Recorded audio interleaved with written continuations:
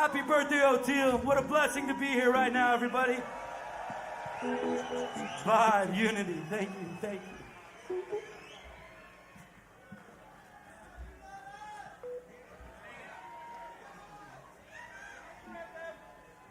Let's do it, y'all.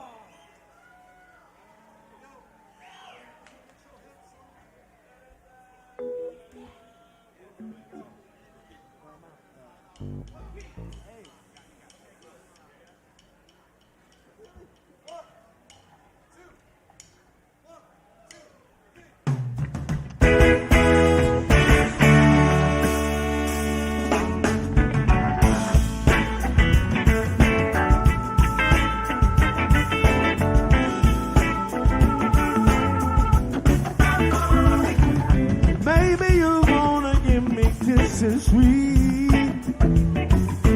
Don't live for one night, you can repeat. Maybe I'll go away and never call. But the days of money is what can done it all. Oh, no, this I want to part. That you will leave, you break my heart. Oh, if you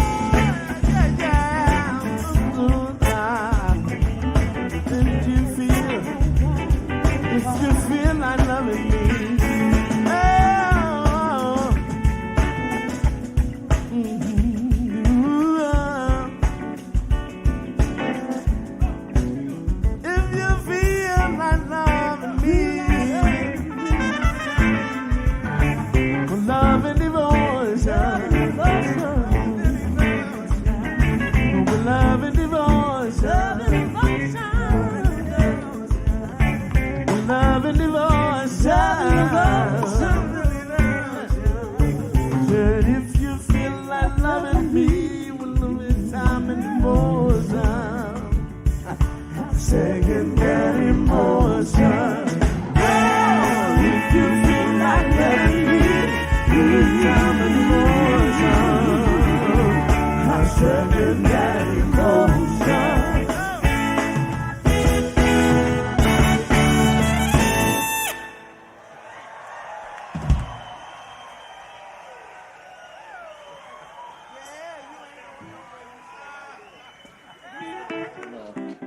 Hey everyone, this is Kun Shah from Live for Live Music. We got Adam Deitch, Jesus Coombs, Ryan Zoidis with us right now to talk about this epic Jerry Garcia band set, which has quickly become a lock and fan favorite.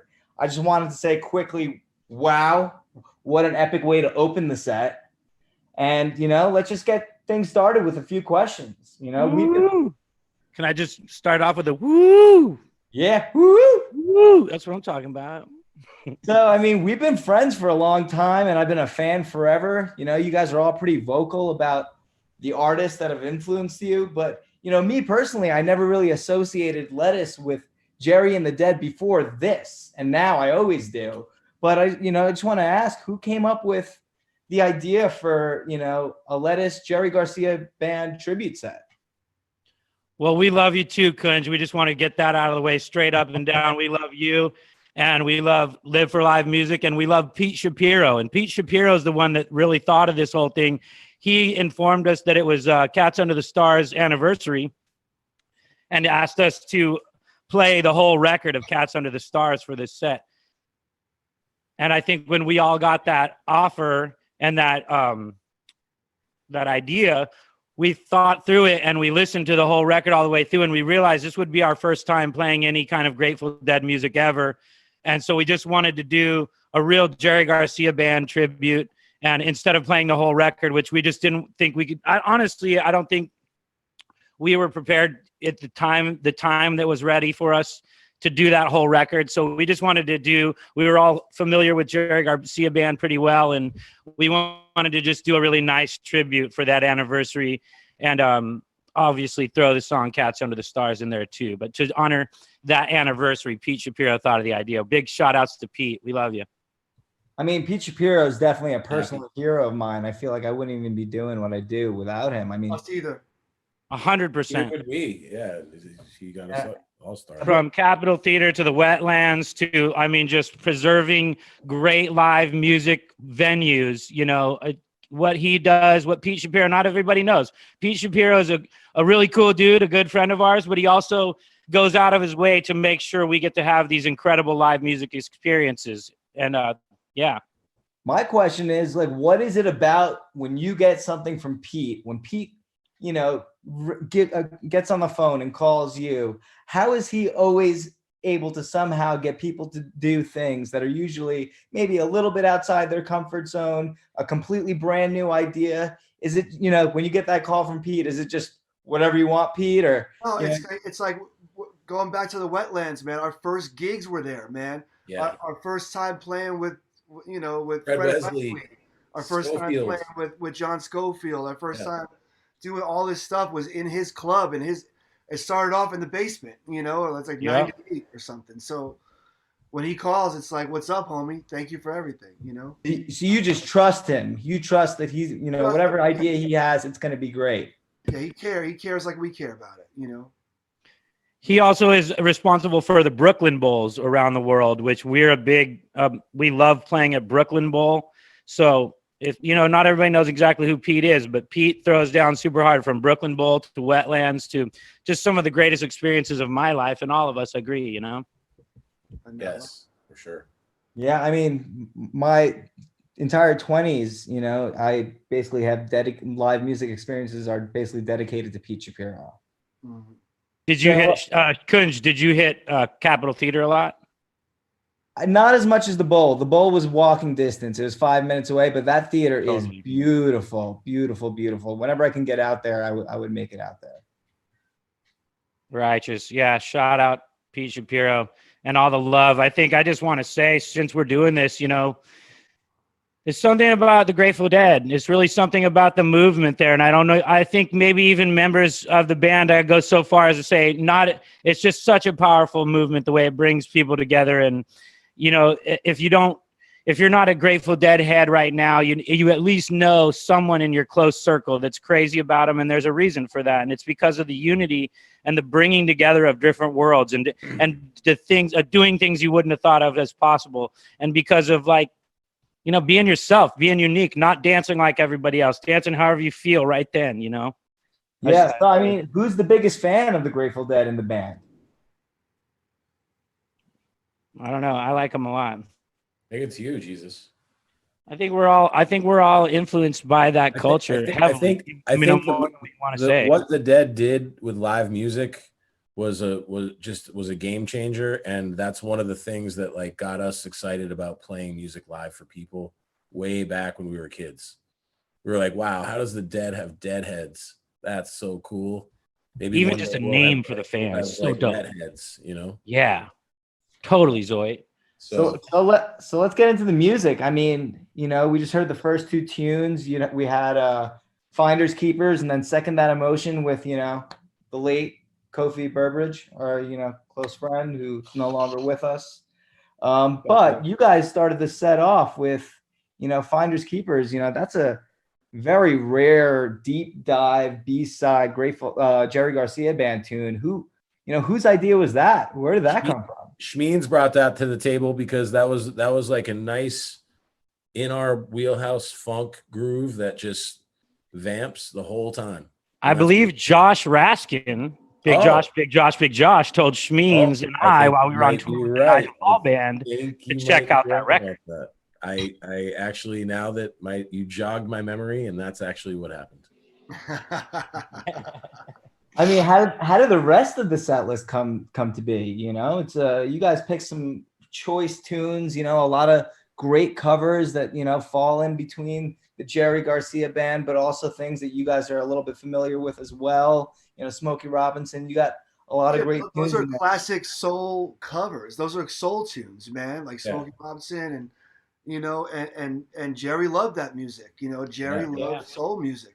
It was kind of like Wally's. Like Wally's, there would be covers of R&B tunes, of hip hop joints, of all this stuff. And like Jerry, when he got to do his solo project, would just cover all these tunes that he thought were cool and are fun to play. Yeah. You know, and that's basically what we kind of did in our early stages of Lettuce to kind of learn how to play music, was to play a couple covers and, you know, groove on them and make them our own. And like, that's what the Jerry Garcia band was coming from. So that was easier for us to convey through the Grateful Dead vibe. It was easier for us to relate to that, you know, vibe, because he was pulling from a lot of R&B and music that we're familiar with, you know. Yeah. I think as an instrumentalist too, if you're thinking about what Jerry might have been thinking, you really just need some really cool chords to solo over. If you're going to solo over some chords for a long time from a number of choruses, you know, in improvisational music, we call it a chorus when you go through all the changes in the song and you play it one time through and you solo over it. So back in the day, they say, how many choruses you want? You want 4 choruses. How many times do you want to solo over? How many times do you want the changes to come around for you to solo over? And, you know, with what they did and with what Jerry did, it would get, you know, extremely extended. And that's kind of what we're talking about when we talk about jam bands in general. Is like, take a song that would have been about 3, maybe 5 minutes for a normal live band show, and let's make that song 35 minutes now, because we all forgot where we were in space and time, and the soloist was just killing it so hard that we took 1,800 choruses, you know. So I think when you cover some songs like that, you just need these great chord changes that have been in every great classic song. And so R&B and soul is like the coolest changes to rock over. So that's the essence. That's the essence of what it's about. Mm-hmm. What were the rehearsals like for this, or did a lot of this come together on the day of show? It was just 2 rehearsals. There was one in Denver, and then there was one day of show. The day of show. Did you do that at lock-in or off-site? Yeah. No, it was actually like at a hotel, like pretty much on site. The day of one. The day before one was like. Was that with just the band, or did you have the guests there as well? Jen Glickman was there, and Josh Raskin was there, and a couple other people. And I just want to say, when I saw the faces of our friends that love the Grateful Dead watching us for the first time ever in that rehearsal, playing through the songs and singing them, I mean, there's no way to to replace the look on Jen Glickman's face. But honestly, when I saw Jen's face, I was like, okay, everything's cool. We're gonna be all right. Like she was getting emotional from. I was getting emotional, man. You sang lead for the first time. You sang your ass off. We'll get into that. You sang lead on when we did Shakedown Street with Lettuce. We have a secret recording that may be out somewhere. Yeah. It's out on Live for Live Music SoundCloud. But dude, Jesus Singing Cats is the greatest thing. That's the first time Jesus sang on record. Yeah. With Lettuce. But this is the first time he sang live, and he played bass at the same time. It's not easy, man. So we'll get into the vocals in a little bit, but it was so fun, so exciting, scary. It was like taking off on Waimea for the first time. First time surfing on Pipeline, basically. I remember you were trying to sing it an octave down. You were trying to sing it low. That's right. Day of show. And I was like, yo, you have to sing it up. You sound beautiful in your high range. You got it. Yep. Each one of you came up to me individually and said, you should move it up an octave. It sounds really good, but you should move it up an octave. We'll talk about that later again, Kunj, because that's coming up. Yeah, it's coming up in a little bit. I mean, so the set sounds like Jerry Garcia Band, but it also simultaneously sounds a lot like Lettuce, like who came up with the arrangements, or how did you guys come up with the arrangements for the music, and how did you guys incorporate the Lettuce funk style to the music, of Jerry Garcia Band, two genres that most people don't think, cohesively would go together, but you guys were able to execute it flawlessly.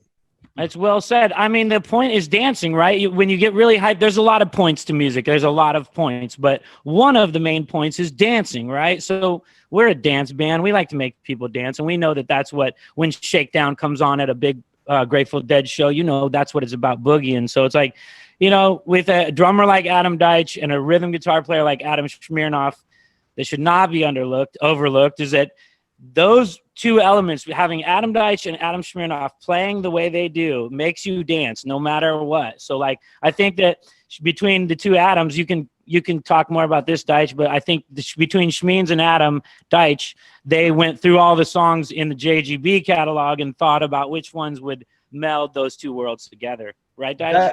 Deitch, how did that work out? Well, I mean, JGB's, one of his drummers he used is one of my favorite drummers, this dude Gaylord Birch. He's one of the funkiest drummers that influenced Tower of Power. He influenced Sly and the Family Stone. He influenced everybody.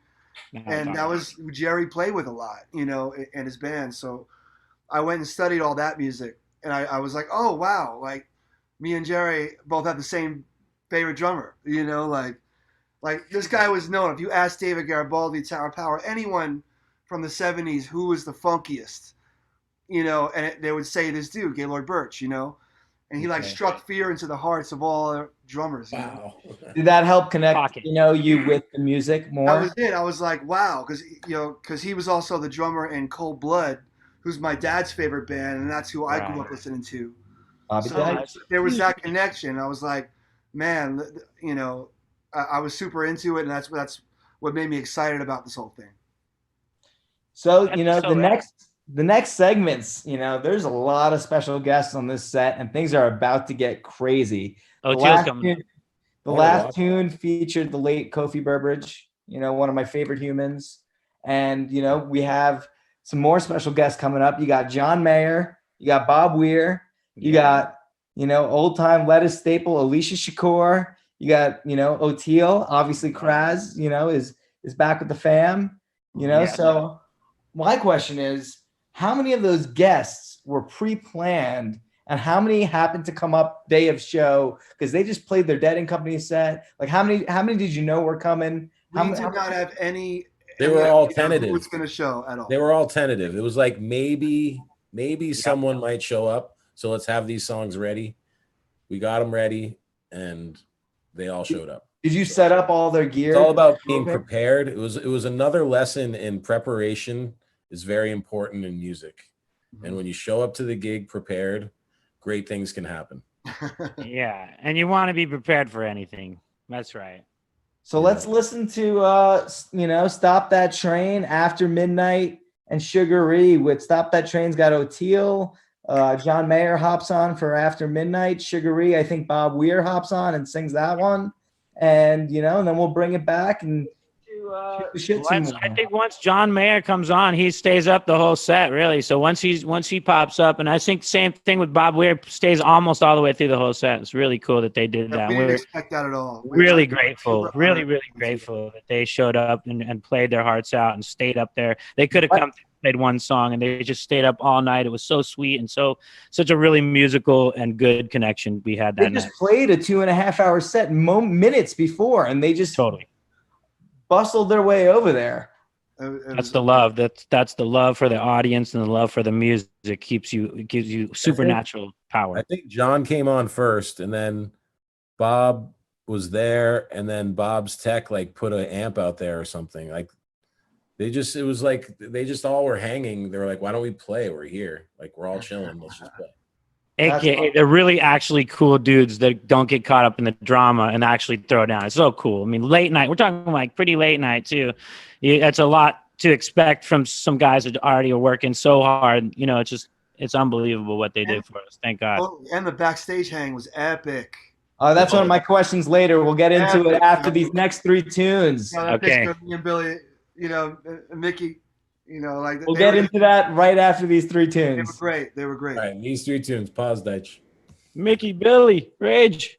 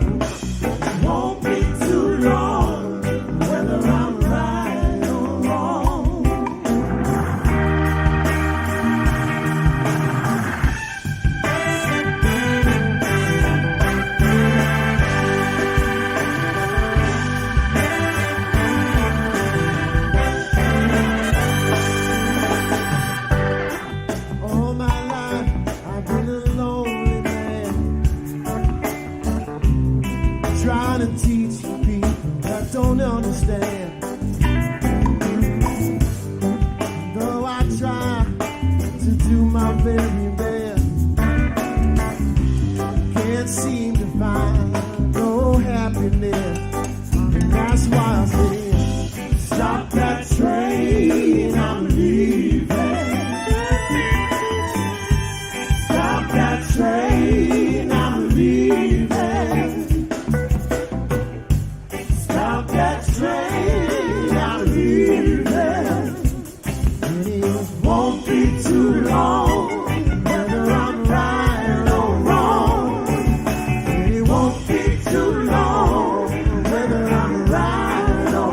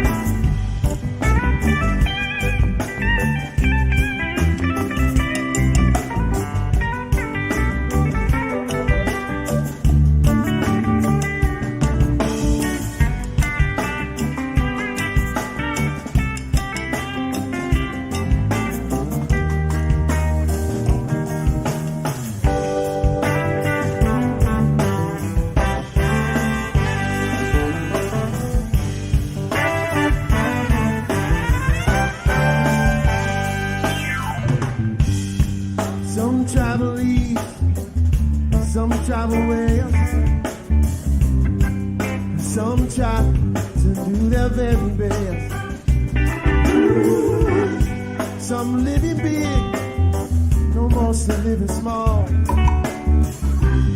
Some can't even find no food at all. That's why I say, stop that train, I'm leaving. Stop that train, I'm leaving. Stop that train, stop that train, I'm leaving. Won't be too long, whether I'm right or wrong.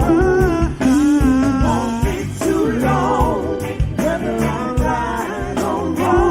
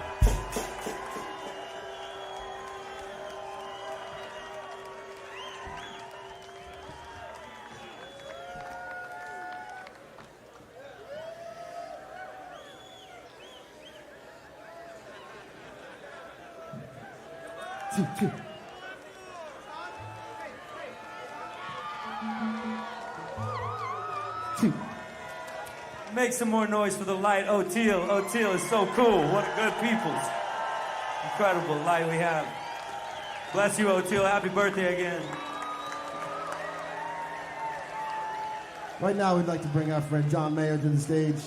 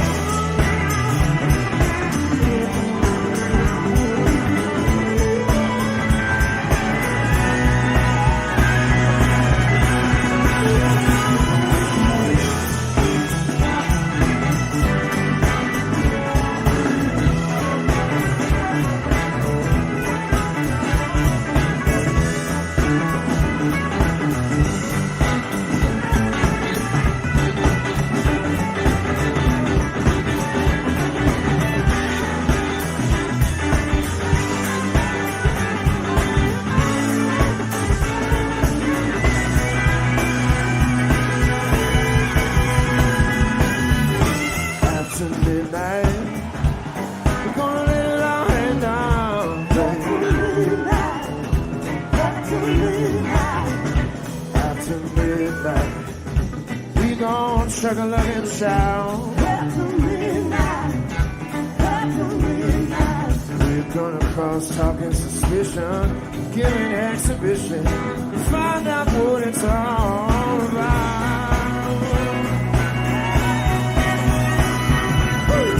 After midnight, we're gonna let it all hang out.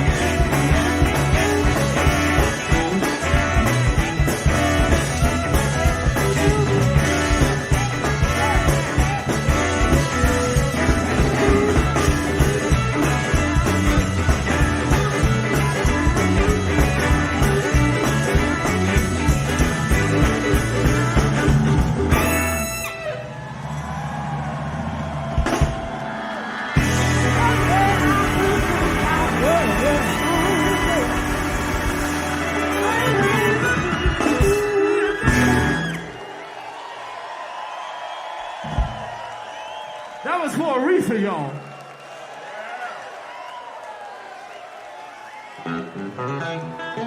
Give it up for John Mayer, ladies and gentlemen.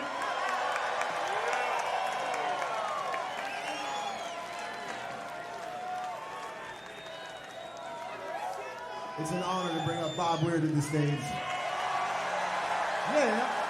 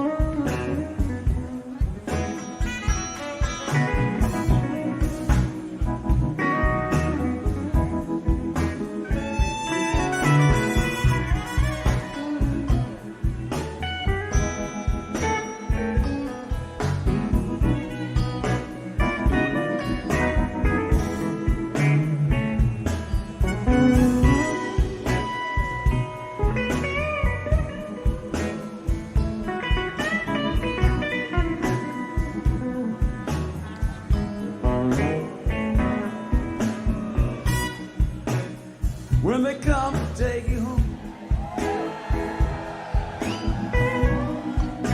when they bring that wagon around, when they come and call on you,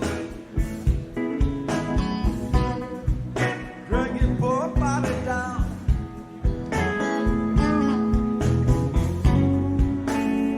Just one thing I ask of you.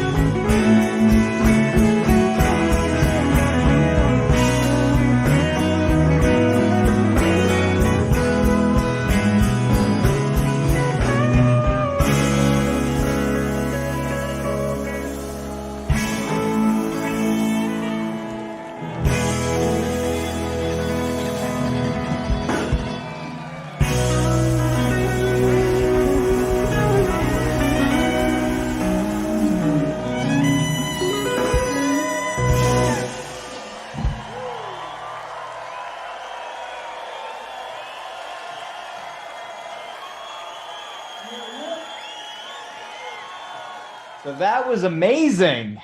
You can see all of our friends. My favorite part is that you can see all of our friends, Josh Knight, Paul Levine, Morgan, you know, grinning ear to ear. It just gives me chills just watching that, you know? Mayer's pop stars singing, Krasno singing, O'Teal scatting, Bob Weir's vocals complement Lettuce's JGB sounds in such a beautiful way that I never even envisioned would ever happen. And it just somehow works in such a really cool, creative way. I mean, the musicianship on the stage right now is unbelievable. You got John Mayer, Krasno, and Schmeez, and Bob Weir all on guitar, slaying it with each other. You got Nigel rocking it so hard, especially after midnight, where he even snuck in that George Duke reference. You know, he was just absolutely power. You know, so Bob Weir has that like Yoda vibe, you know, like he walked up like a powerful Jedi, you know, and we felt the vibe like, oh, Bob Weir's up here now. It's like, did it just feel differently when you got up there? Was it like a sense of like calm or? Well, it's just that. I mean, you know, it's great to have Bob up there considering all he's lived through and seen and society as a human being, you know, to be on stage. It's pretty wild. Could you feel that wisdom when you were up there? Like you could feel it. You could feel the vibe. You could feel that thing. I'm telling you, I was standing right next to him. I was to his right, and I looked down and I saw his Birkenstock and I was just like the surrealness, the surreality, just like what a dream it was, all dawned on me at one moment, because I did feel it first. And then I looked down and saw his Birkenstock, and I looked up and saw his face standing right next to me singing Sugaree. And I was like it was literally like an out of body experience. I mean, I know you're just a dude and you're a person. Hi, Bobby. But like, that was really surreal. It was like a Yoda, like a kind of like a sunshine energy, like an energy of an immense ball of love, just like a warmth. And I definitely felt the feeling. And then I felt it first. I looked down, I saw his Birkenstock and his foot, and I looked up and I was like, this is actually happening to me right now, to us. So. And that's a song, Sugaree, where you can kind of like sit back a little bit and just look around and feel the vibe, you know? Not on bass. Not on bass, maybe, yeah. Shake it like a Polaroid picture, baby. Shake it. So you know, let's just get into the guests that were up there just now. I mean, two of the guests, Oteil, whose birthday it was that night, Kofi, who, you know, is no longer with us. That's some power. But you guys played with both those cats all the time. Tell me a little bit about the history of playing with those two beautiful souls. They're two of the, you know, best people I've ever met in my entire life. And, you know, I know you guys have a way. Been like a musician that we looked up to the most for so long. Oteil has been the guy for us, because we're ARU fans, Aquarium Rescue Unit, Colonel Bruce Hampton and the Aquarium Rescue Unit, you know, like, that band was like big for us, and bonding. Like for me and Shmeens, we bonded over that music. And when he first played me Oteil, I think it was like in his like attic bedroom at his house, you know, where he grew up. And he's like, "You never heard Oteil?" I was like, "Who?" And he played it for me. I was like 17, and I was like, "Wow, that was it." Like, and then we went to, and Kraz would be like, "Yo, I know Jimmy Herring. Like, we're gonna go see them tonight in Boston," and we'd all go. And yeah, we all went together. I remember one, we definitely, Zoit, you, me, Kraz, Shmeens, we all went and sat front row. Yeah. We were probably only like 19 years old or something. Kraz dragged me in backstage to an ARU show once at the Paradise. We were there. Drove down from Maine, actually. Me and Kraz lived together in Maine for like a month. Mm-hmm. So did Kraz bring you guys? Same show. But we drove down to the show. Yeah, you guys were there too. And we ended up going backstage, and like we just had never been backstage at a real show. It was like we were early gigging musicians. We didn't know what the hell was going on. And it was Jimmy Herring, who we idolized, and Oteil, and Jeff Sipe on drums, and Colonel. It was the most ridiculous Colonel band. Bruce. Yeah. They were so psychedelic, and like at the time when Fish was taking off, we were like, wait, what about this? Have you guys heard these guys? ARU was just like so much. It was so funky and so country and so fusion and so crazy. You couldn't even barely believe what you were hearing and seeing at the same time. Between Oteil and his brother Kofi, and then the Colonel and everybody, all of them, and the drummer side. We as young kids, we hadn't even really played a lot of shows, you know? And like to watch them and go backstage and get to talk to them and have them all be so sweet and so nice to us, that changed my life. That changed all of our lives. I mean, yeah, they were that competent on their instruments. I remember thinking how competent Oteil, like beyond competent, you're talking about like phenomenal, you know, like just like really had extreme skills for the instruments, you know.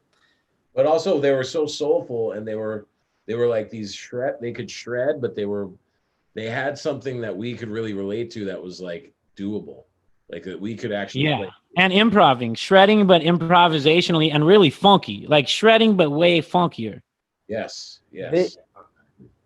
So that began our Oteil relationship, and and then it turns out, you know, we became friends over the years, and he would pop up on different Lettuce shows and come on and just play a solo. We'd just be like, oh, it's Oteil, like just totally bugging. Like just thinking of playing with him right now, like I get goosebumps, you know, like it's like that level every time. Like, straight up. Yeah, so it's like, and Jesus knows how to God, and I think, you know, he's given his all. Whatever he plays with, he gives his all to, you know, and that's, you know, whether it's Allman Brothers or whether it's Dead and Co. or Aquarium Rescue Unit. Like he goes all in and he gives unto himself, and he wants to relate to the crowd and people to feel it. So he's just a hero of ours. I love how he can come sit in on bass and play high while the bass line doesn't get affected at all. Like Jesus, you can just stay playing the same thing you're playing and you're not thrown off because a bass player is sitting in, because he's going to come sing and play beautiful high bass and like play something super lyrical over the top. And he knows how to musically like, Yeah. Well, I was about to ask that. I mean, you had so many guests up there. Did they all just blend right in? Well, it's like the power of kindness works on stage and off. You know what I mean? Like being a kind musician. Like some musicians go up there and they try to cut each other's heads off, and that's one way to go, but instead of doing that, sometimes really being really, really kind and listening, like as from bass player to bass player, to have Oteil come up, and every time we've ever chilled, he's been very kind to me, and then every time we've ever played, we've been kind to each other. And then when you do that, it's like, it's not a battle. It's not a competition. It's about us all feeling this thing together and becoming more one and getting higher together, So like, I feel like that's what he brought to make that really happen. And same thing with Mayer and same thing with Bob Weir. Like it's Bob Weir's kindness on stage, the way he plays and the way he makes room for everyone else is unlike anybody else, like he's really becoming, he's not the guy that wants to stand out so you can hear my guitar over everybody else's. It's not that kind of party with Bob Weir. He's coming in there to bless everyone, not just the people on stage, but everyone, all of the people in the audience, all of the people out there watching this stream right now, coming to bless them through kindness. And that you can do that with music too. So I feel like everybody on stage is doing that right now. Schmeens is being kind, Kraz is being kind, John Mayer is being really kind. Just all of them being there at the moment and doing that when they didn't have to and they'd already played a show is really kind. And then what you do with it when you get on stage with your instrument is just like, it's like being a good guy. Well, I guess a lot of people want to know what was the vibe and the energy and the musicianship that John Mayer brought to the table, once he got up there. Pure professionalism and just a showman. He was so comfortable on stage. Yeah. He made us comfortable. Like he was confident in what the songs that we were playing, just like we had rehearsed them and we knew them. So we were all just a unit at that point, and he made us feel like we were all together. It wasn't like I'm on stage and you guys better follow me. It was like, yeah, what are you doing, guys? Let's hang out. He was hanging out and like vibing with us, and that's what music is about. And like, a lot of times like some collaborations can be forced. People don't know each other. Maybe we hadn't played together at all at that point, or maybe we had. I don't even know, but it's just like he came up with a very musical approach that was inviting and comfortable, and we all like, I think reacted to that energy and he was really cool because like during his solo, sometimes we would like kind of mess with the form a little bit, just like, maybe this part's a little longer, and he would just kind of look like, okay, cool, yes. like, yeah. He was rolling with it, and he kept the solo going, like he wasn't thrown off by anything that we threw at him, which was cool. I thought it was cool to see you and him vibing, Deitch. You and he and you and Nigel just kind of, I don't know if Nigel played with him or if you had played with him before, but I looked over from the bass and thought I saw some camaraderie there. That it was kind of cool to have a meeting where you're meeting each other and playing music at the same time. It's like a conversation, right? Cool. That was really cool, definitely. So considering, the diehard Grateful Dead audience at Lock-In, you guys are a funk band. No one ever would think that you're doing JGB music. This set was right after 2.5 hours of the original members of the Grateful Dead playing Dead & Co. immediately after. Were you guys nervous at all playing this music to the crowd? Very. No, it was cool. It was just a little nerve-wracking. There's a lot of chords and things. It was my birthday, so I was partying. Zoidis was in a great mood. Zoidis was in an excellent mood that day, I remember. Yep. His birthday. Yeah. Did that anxiety, did that, anxiousness go away the second you hit the stage? Or when did it, kind of just... It's like Kunj, it's like your interpretation of it. Even sometimes when we use words, you know what I mean? Like you could say, were you nervous or scared? Or you could say, were you excited? So I think all my life I've tried to transfer that word from nervous to excited, because yes, I'm feeling something and I'm feeling it very strongly, but I don't have to identify with the fear of it, even though that is kind of an element. But we kind of just like looked that wave in the face and said, hey, bud, let's party kind of thing. That's awesome. Because I just use that word because that's how I would feel, going into it. But you guys it could be intimidating. Yeah. There's a lot of memory recall. That's involved. That if you go too far into the party, you're not gonna really, recall. So you just have to remember all those things. But then it becomes natural, and then it just, the show just started to flow. But a lot of those recall kind of triggers are built into our psyche from playing music for so long and hearing these songs on the radio or through our friends. So like we know when it's time to change deep down inside somewhere. Usually like we're on the same page, and if we're all kind of communicating together and making sure that there's an energy flow on stage, then the music's going to go where it needs to go, and that's what needs to happen. So that's crazy. You guys went into it head first. I went into this interview nervous, so applaud to you guys. I mean, Kunj, you got to think about it. If we know what's on the line, we have a bunch of really real people called the Grateful Dead audience, that there is a family of amazing people that don't bullshit each other, and they tell you the truth. So we knew that if we came out there playing these songs that were close to their hearts and we didn't do it the right way, that it wouldn't be, I mean, they're still going to be kind to you, but we knew that a lot was on the line. It's anniversary moment. And I'm getting nervous thinking about it, man. It's a heart rate. It's a heart rate. You're making me nervous again too. Sorry, guys. Sorry. Ryan, excited. Going back to something you mentioned off camera, that you played with Bob Weir at Brooklyn Bowl. Can you want to tell us a little bit about that? Yeah, it was a thing that I think Brownie was doing it. It was for Head Count? It was for Head Count, yes. It was a beautiful event for Head Count. And go out and vote, guys. Yeah, and he called on us, me and Bloom, to do this thing with Weir.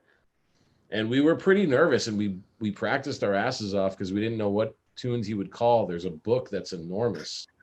How many songs in that book? What do you mean by that? There's hundreds of songs. Like you have to just be ready for the song. Know hundreds of songs. Yeah. But you might, you can break with horns. It's easier. With bass, it's harder because you got to learn all the songs.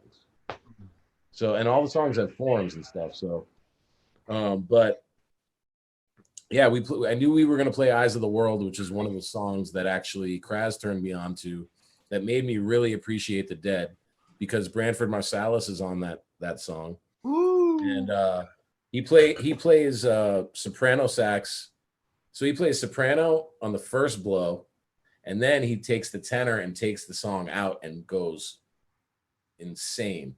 So that was one of the greatest saxophone performances to me for years, because it was for like 50,000 people in a huge shed, and it was on a Grateful Dead record called Without a Net, which is a famous Dead album. I didn't know that. And that was the song that really connected me with the Dead, that Kraz played for me. And Branford is as soulful and as funky as ever, and he outlines that song for me. So like I had an opportunity to play that with Bob, and that's somewhere out there in the ether. So that was fun. Well, are you guys ready? I'd just like to say a shout out to everybody watching out there online. You know what I'm saying? What's going on? Hey, thanks for spending the evening with us and taking the time to watch this performance. It was a dream come true, and we just want to say what's up. What's up, Mom? What's up, Dad? What's up, everybody? We love you, and Grateful Dead forever. Well, we're not done yet, though. We got a whole lot more music coming up. We got, what I call... Yeah, that's right. That's right. All live. We got Tangled Up in Blue. We're just going to go through it and play the rest of the show right now, and then we'll come back, talk about all of that, and, the Kreutzmann story. And we'll get into the Bill Kreutzmann stories. Yeah. So let's get back to the music, guys. Keep it irie out there, folks. Let's do it.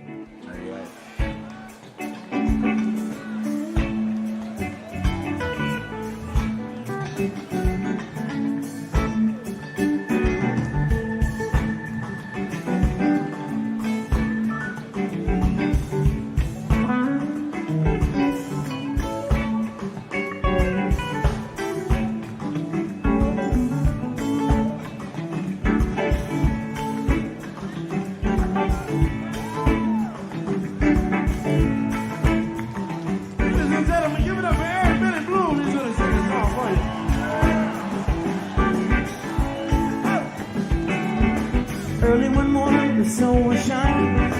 I was laying in bed. I was wondering if she changed that much. If her hair was still red. The folks said them not together. Sure was going to be tough. I never did like Mama's homemade dress. Papa's painting wasn't big enough. I was standing on the side of the road, rain falling on my shoes. Heading out for the East Coast.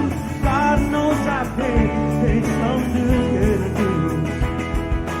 Tangled up in blue, tangled up in blue, tangled up in blue, tangled up in blue, tangled up in blue.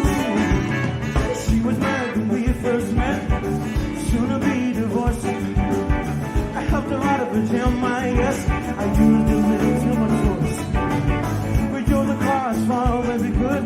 Bending down downwards, separating the dark side night from the green of us dust.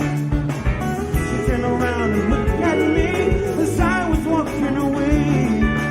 I heard her say on her shoulder, we'll meet again someday on the avenue. Tangled up in blue, up in blue, tangled up in blue, tangled up in, tangled up in blue.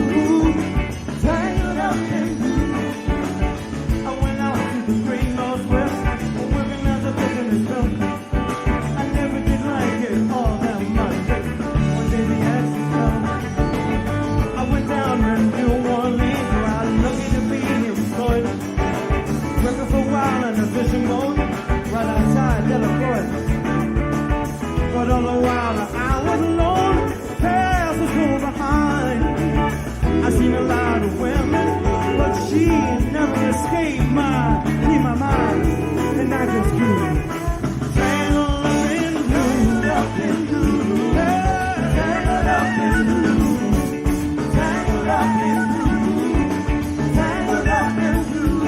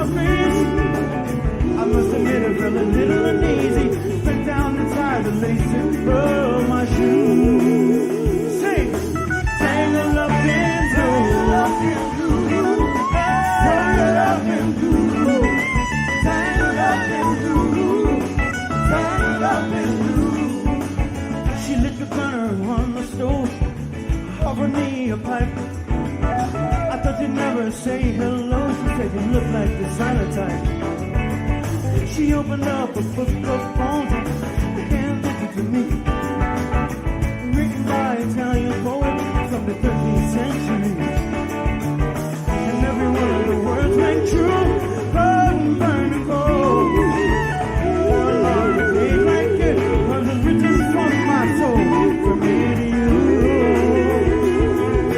Tangled up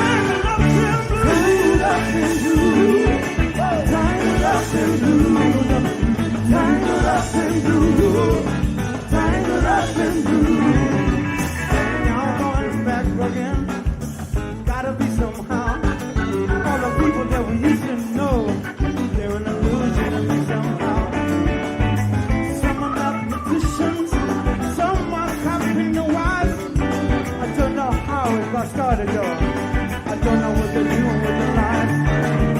But me, I'm still on the road, heading for another door. We always feel the same, started from a different point of view. Tangled up, tangled up and blue. Tangled up and tangled up and blue. Tangled up and blue. Tangled up and blue.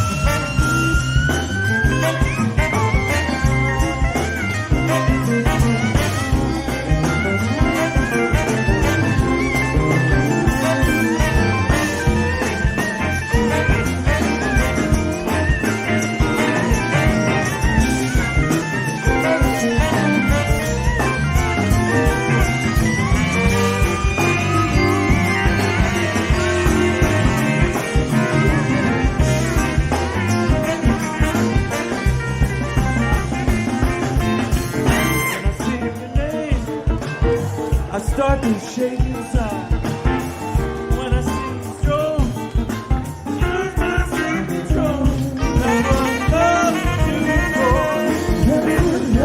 That's what love makes you do. That's what love makes you do. No matter how hard I fight,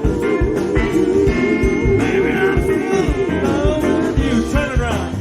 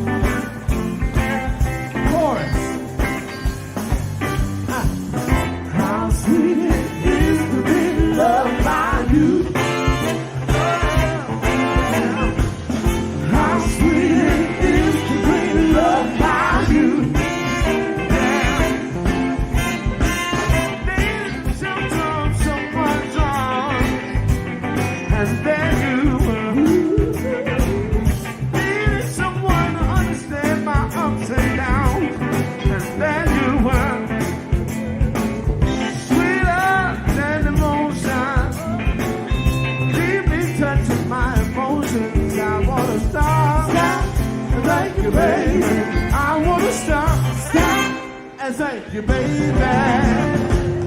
How sweet it is to be loved by you. Yeah, yeah, yeah. How sweet it is to be loved by you. In the shelter of nobody's arms, there you were.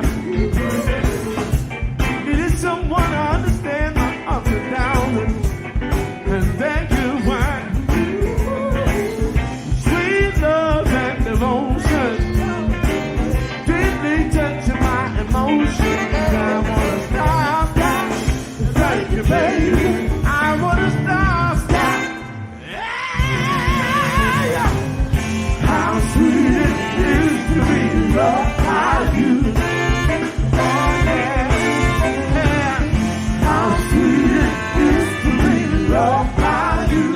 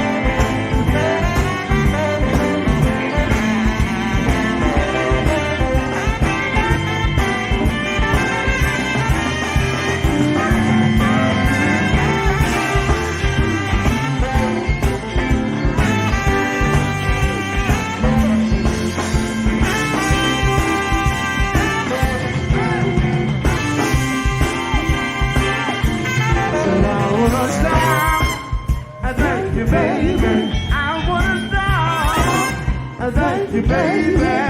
Yeah. Stop and thank you, baby.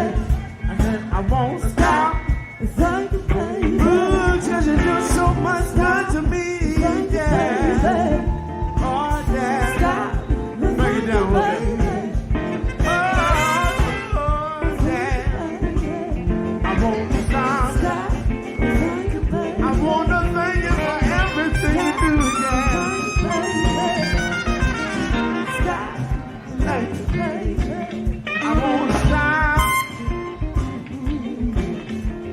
Tell you how sweet it is. Said I love you.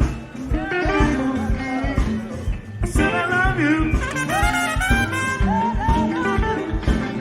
I'm gonna come out here with y'all.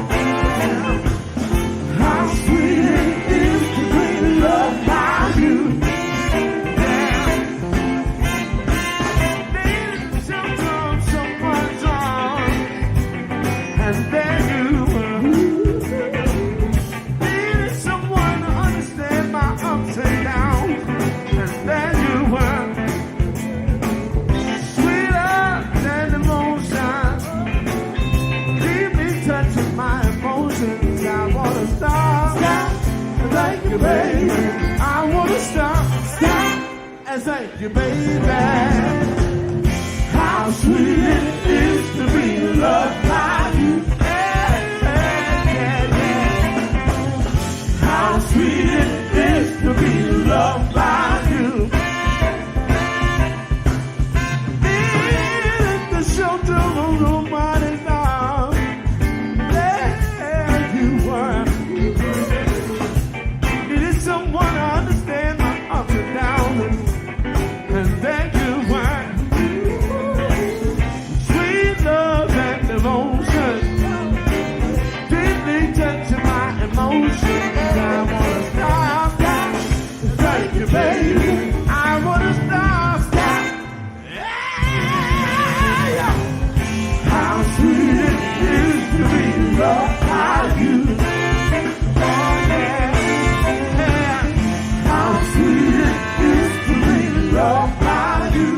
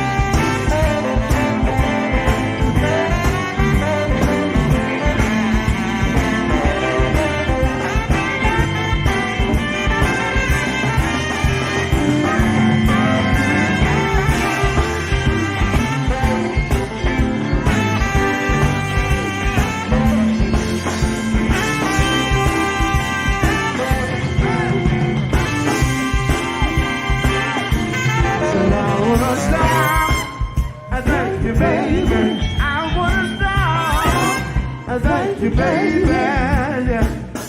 Stop and thank you, baby. I said I won't stop. Thank you, baby. Ooh, 'cause you do so much good to me. Yeah. Oh, yeah. Stop. Bring it down, okay?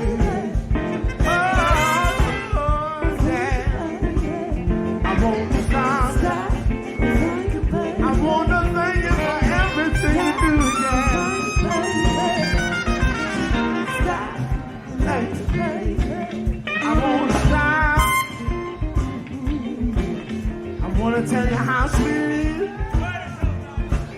is. Said I love you. Said I love you. I'm gonna come out here with y'all because I love you. Yeah, I wanna stop. Yeah, yeah. Tell you how much I love you. I wanna stop. Tell you how much you care.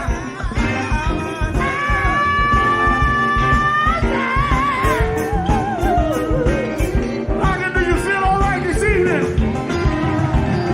Stop, I thank you, baby. Wanna stop? Stop, I thank you, baby. I wanna tell you, thank you, baby. I wanna tell you how much I love you. Thank you, baby. Yeah. Stop. Thank you, baby. Oh, hey, yeah, yeah. Stop. Thank you, baby. Stop. Thank you, baby. Thank you for everything you do. And when you wake up in the morning, thank you, baby. And give me that sweet loving. Thank you, baby. Sweet loving in the morning. Stop. And at lunchtime. Stop. And sometimes in the evening. Hey! Stop. I'm gonna break it down with a minute. How many of y'all ever got that type of morning and love it? Hey!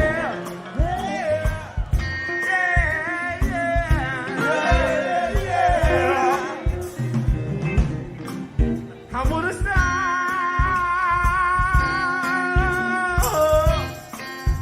Thank you, baby. Thank you, baby. 'Cause you've been so good. Thank you, baby. 'Cause you've been so good. Thank you, baby. Been so good. Thank you, baby. Been so good. Thank you, baby. I hear you, John. Hold on, wait a minute, wait. What's on that? Been so good. Been so good. Been so good. Been so good. Been so good. Been so good. Been so good.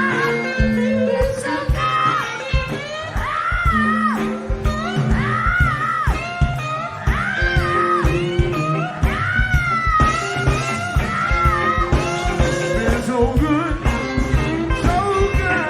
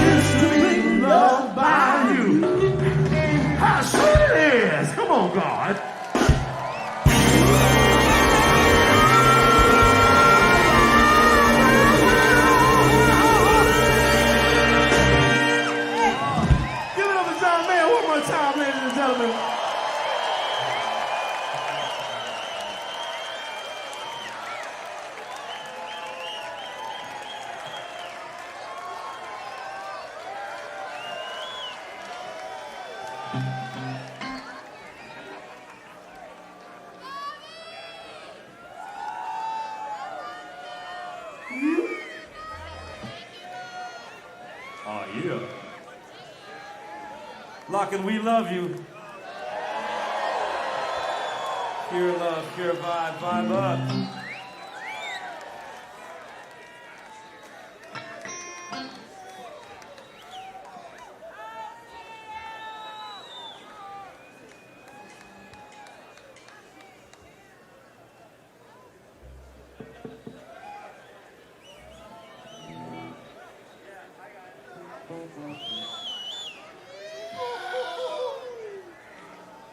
Come on, Lockin', let's do this.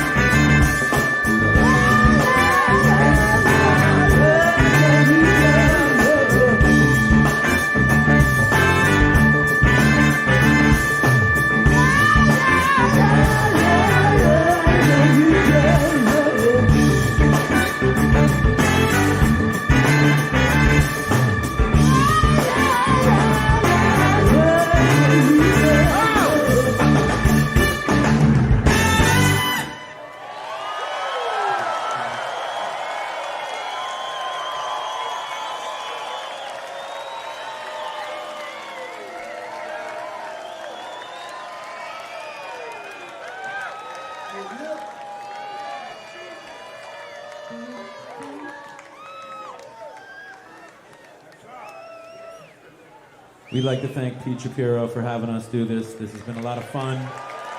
Thank you. We have one more. I'd like to thank all the deadheads in the world. We know who we are.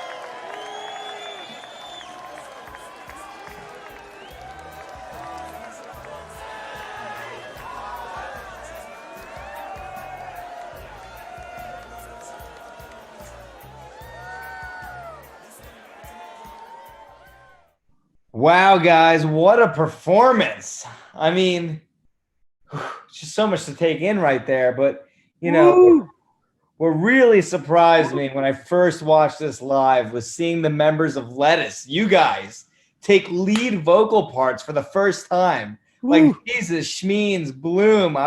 I was not expecting that. I mean, to this day, Jesus singing Cats Down Under the Stars might be one of my favorite musical Lettuce moments, you know? Betty, in our house, we still call, we still call it Tangled Up in Bloom. You know, what a natural.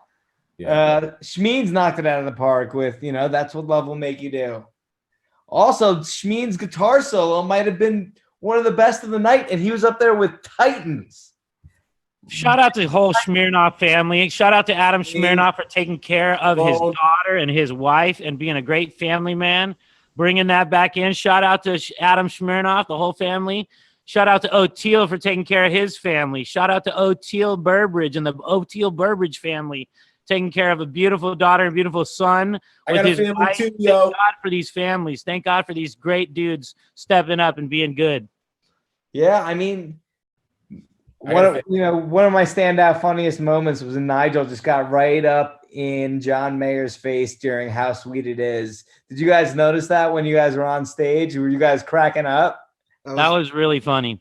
Shout out to Ryan Zoidis for taking care of his family, his daughter Isla. Shout out Ryan Zoidis taking care of his family. That's what I'm talking about. So, what love will make you do. You know what I mean, Kunj? Absolutely. So I was at your wedding. Congratulations on your wedding, taking care of business. That's what love will make you do too, Kunj. Absolutely. What a fantastic wedding you had too. It was awesome. Thank you. Thank you. I appreciate that. Yeah, shout outs to your whole fam.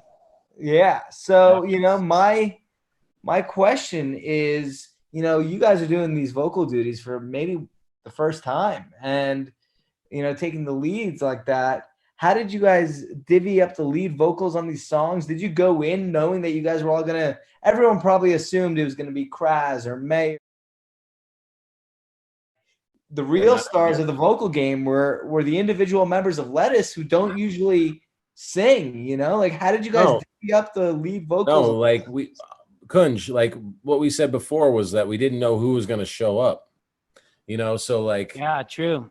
Jesus learned Cats Under the Stars because we might play it, but that song was kind of a secret too, Zoid. You had told me to sing it. I'm pretty sure you told me to sing it because they wanted to learn. Idea in my head that I could maybe do it, and then I started practicing it just to see if it was going to be even kind of possible. Yeah, at the crib here, I started practicing on the beach, and I practiced it for about a couple of weeks, maybe 2 or 3 weeks, singing it here on the beach in Long Beach.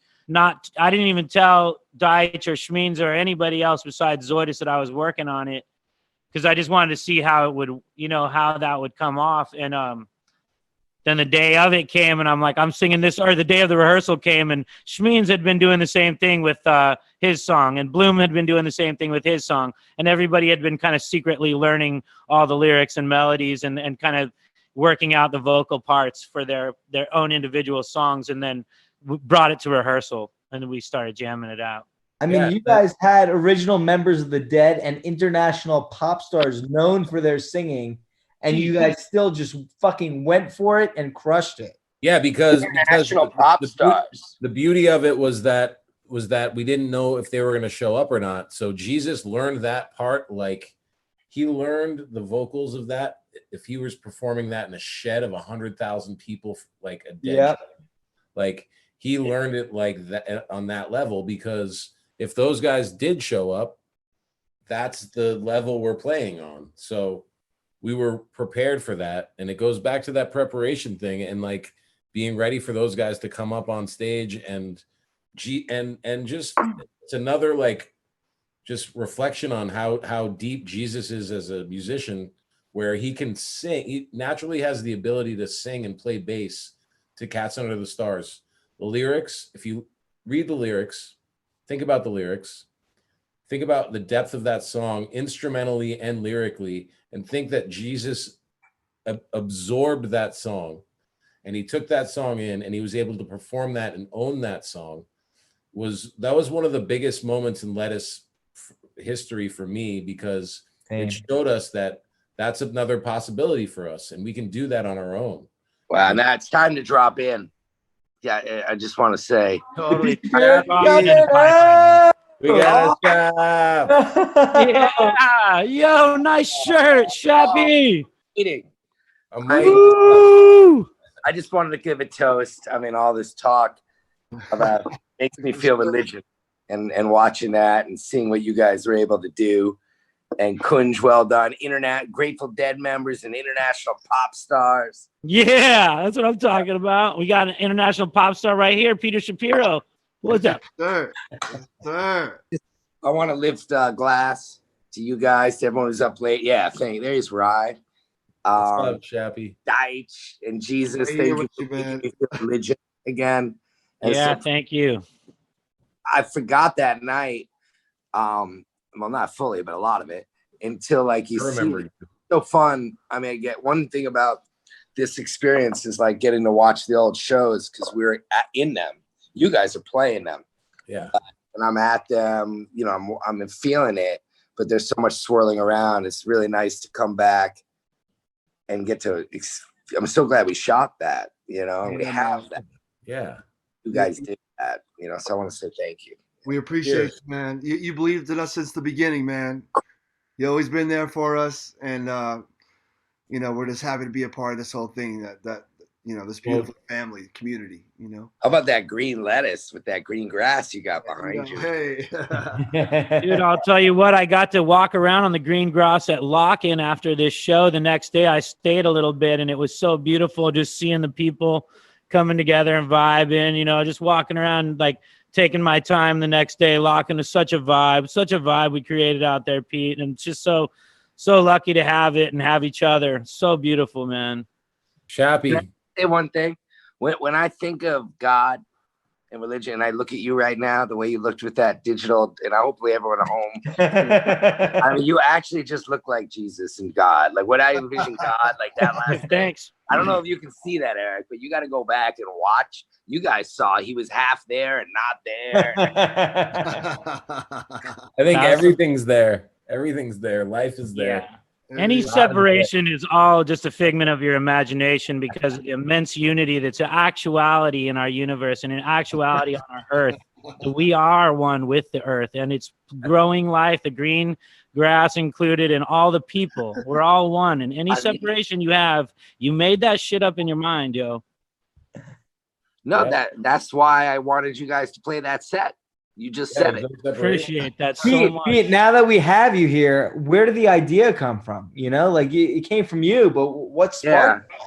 I mean, it's not that hard. I mean, Lettuce and what they're able to do with the funk, you know, and with the rage, you know, and then everything we do. You too, Kun. Like we try to bring it back a lot of times to Jerry in a great, and it's hard to keep reinventing it and try to make it new. And but that was a natural connection. You know, we had Lettuce guys, and we talked about it for a while. And then you guys were talking about the rehearsals. To hear, I think you guys said only a couple, but I know there was a lot of planning. I know you had done stuff before, but the way in Kunj, you talked about it, how well. That's what the coolest thing. Just watching the Lettuce, you know, what you guys do musically with your own music. You know, each of you and the other guys who aren't here, but the way Deitch, you know, holds the pocket, and Rye and Jesus on bass, and like and so they have their own kind of thing, which is a very different thing than the Grateful Dead music, what Lettuce does, and the funk. And not to cut you off, but the same why. Like I feel like the spirit of Lettuce, we feel the spirit of why Jerry and Bobby and Mickey and Phil, why they did what they did, you know, like the reason why they did what they did, why they play their music is the same exact reason why we play our music, is to bring people together and can make the party last longer. But it works musically. It doesn't always work, you know. True. Yeah. Go on. That what I want to say is like you guys were able to do it, like, and it's not easy. So a lot of bands play the Dead, and maybe they play it a little faster or slower or different, but you brought, you know, a funk to it and the horns and the whole thing to with Jerry's songs that, you know, it got me just thinking like, and I saw on some of the chat stuff, someone was talking about you guys, you know, some ideas, pick up my. I can't wait to get back and like do this stuff again and do something with you guys again. I mean, Pete, you foresaw this. You foresaw how the success of this set. So many people who saw it go up were, you know, they're scratching their heads. They knew it was going to be good, but no one knew it was going to be that good. But you did. I have the T-shirt. But you were also flexible. I knew my flexible shirt with would us. match Deitch's grass behind him. I didn't. Yeah, feeling the vibe. Yeah, you were also flexible with us though, Shappy. You offered us a thing. You were like, "Yo, do Cats Under the Stars for lock-in." We were like, "Wait, okay, cool. Check it out." We're like, "Whoa, this is so heavy.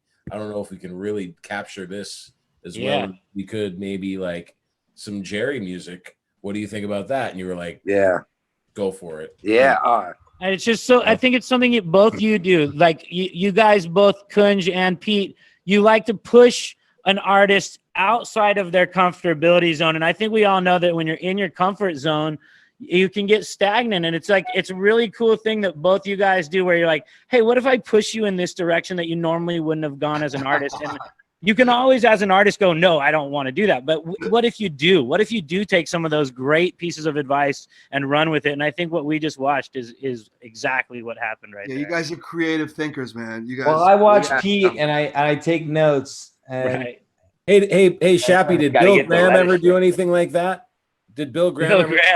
Did Bill Graham ever get any? He didn't do this. This part is pretty cool. He didn't like make those collaborations or those like cover like he didn't really do that. He just put on shows. He was a promoter straight up. You know, what I'm thinking about right now is like what we're gonna do next. Yeah. You know, it's just because if you think about it, it trips you up. You know, no, I'm not trying to be rude. I want I hear you. Respectful, and I just love you, Rock. I'm actually I get excited just like seeing that again because you forget about all this stuff you have to deal with in the real world all day. Well, this is a chance for us to kind of slow down and reflect and look at the stuff that we did. Like, when would you have taken a moment to look at the video of this show if it weren't for this time? Yeah. You know? No, by the way, this thing was mine, and we wanted to get Kun. Yeah, no, I agree. I'm so glad we were able to capture this stuff. And it was second stage. You guys closed. I think the first couple of years, I'm not sure how well, you know, it was like, it worked. And it was cool. It reminded me also that John, how he came up and stayed the whole night. Yes. That was not planned. And That was Bobby awesome. staying for all of, but John was going to do a song or two? Yeah. They all were supposed to do a song or two. Yeah, none of that was planned. That was love. And that nothing was guaranteed. connection. It was after their set. So, yeah. Yeah, he was coming for a song or two. He stayed the whole time. And Bobby too, you know. But none of it clashed. It all just went together, even though they stayed the entire time. It just flowed together perfectly. That's right. Yeah, I mean, and you know what's cool? I saw a photo the other day of the stage turn with you guys and the Humphreys guy. You know, it's cool. Oh, that was epic. That was after. I think that was. I don't remember what year it was. Was that the same year? Same year, Zoidus and Benny jumped from one side to the other and joined Humphreys McGee while the state. I just gave myself a trick question. That was a trick question. I confused. I'm like, I'm not sure what year. But on that note, now that I'm confusing myself, I just want to say I love you guys. Love you too, Shappy. Love you, Shappy. Thank you so much, Pete. Thanks for making this. Can't wait to see what you have next. Yeah, let's keep the vibe super high. It better be good after all this, you know. We're coming out swinging after this. Yeah. You know, It's gonna be so crazy, bro. We're gonna need the rage. I mean, it's gonna be a serious rage. Oh yeah. Major. Yep. Lots of hugs, lots of high fives. With a lot of fucking Deitch in the pot. A lot of Ross. A lot of Jesus, a lot of religion. Deitch ain't leaving the pocket anytime soon. So a lot of mash it down, mash it. Yeah, a lot of rhythm, a lot of drumming, big drumming. And dinosaur. Eric, if you guys look, I mean, your backgrounds. I just want to say one more. I mean, Jesus, you should give one of those master classes just on. That's that's my degree. That's my Bachelor of Arts. That's his backup plan. Yeah, he's a master in that. He already had that. Yo, I got a master of backgrounds. A master of backgrounds. I love it. Yeah, shout out Metallica. So guys, we have a few more. You know, what a nice pop in from the GOAT, Yeah. the greatest of all time, Pete Shapiro. Yeah. Give it up for that man.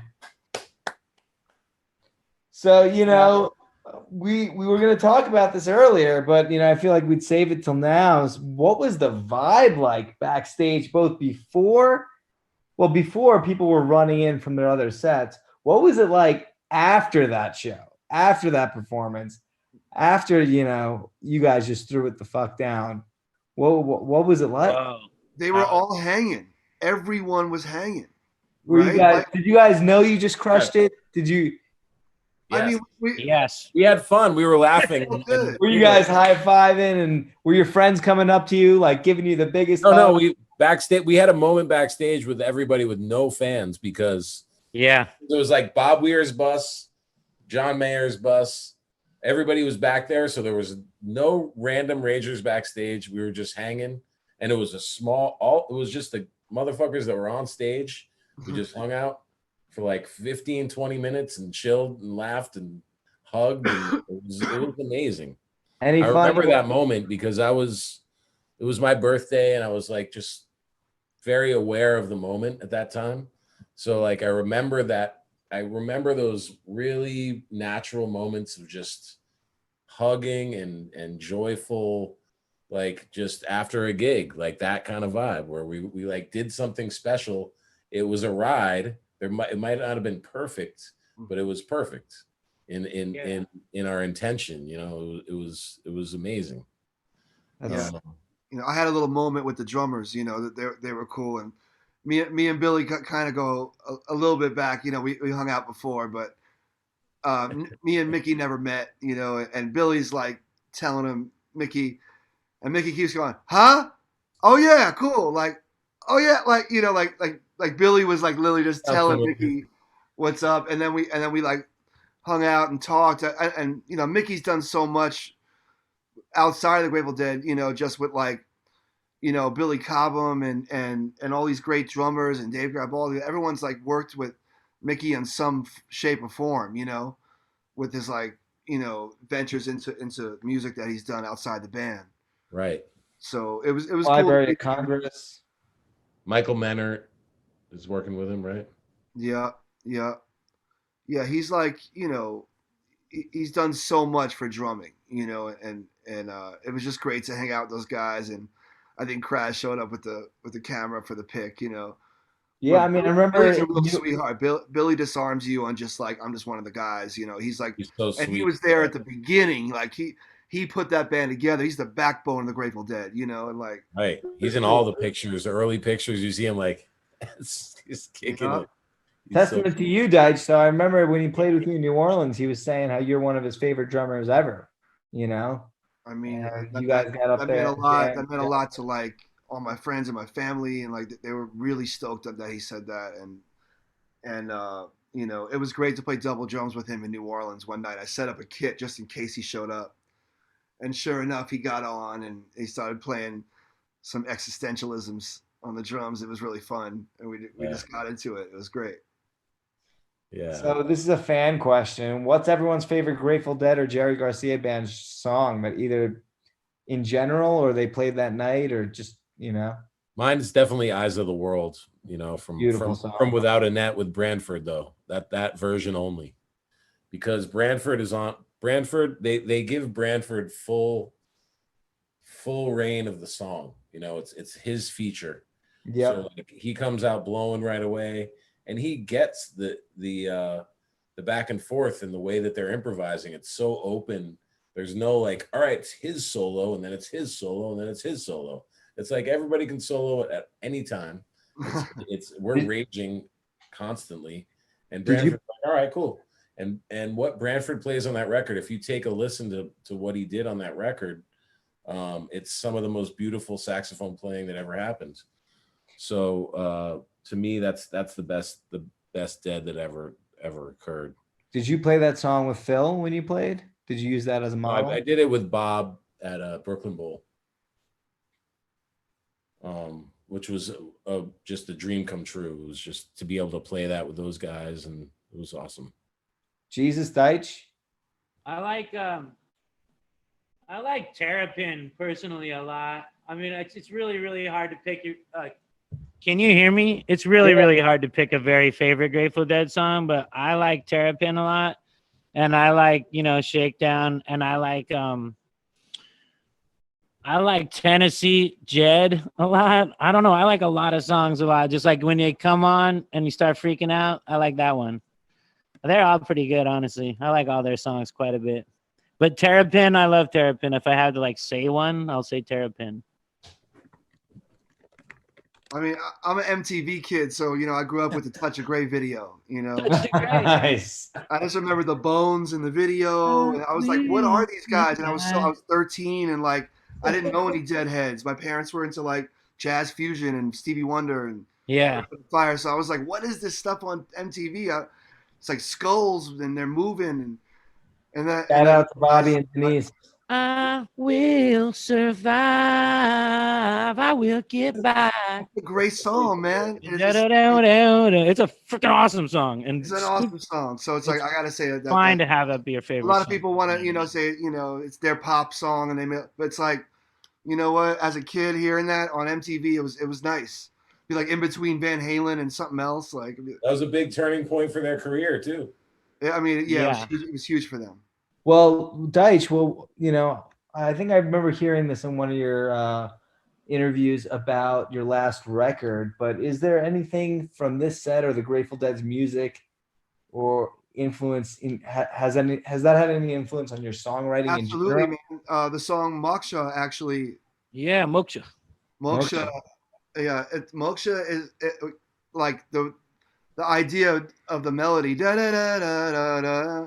Came right after I watched I believe it was the Bob Weir documentary, one of the on Netflix, yeah, on Netflix, and I was totally into it, and like their knowledge of Indian music, and then using that as a way to experience psychedelics, and like and then also their love of jazz, and like their love of like Coltrane and everything. So really it gives you a window into like how they what they were into when they were coming up in the scene. There was some really cool music, and so I was like, wow. So I wanted to involve a sort of that scale, which is I guess what we call it, Mixolydian scale, or like it's like a major scale with a minor 7.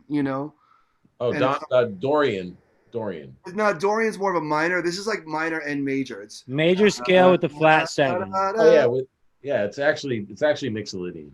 Yeah, with the Bhangra beat in the back. With a Mixolydian with the Bhangra beat. Because Bhangra is like the hip hop, man. The hip hop, and shout out to the whole Bhangra community, man. It's funky, man. It's like what Second Line is to New Orleans, what go-go is to DC.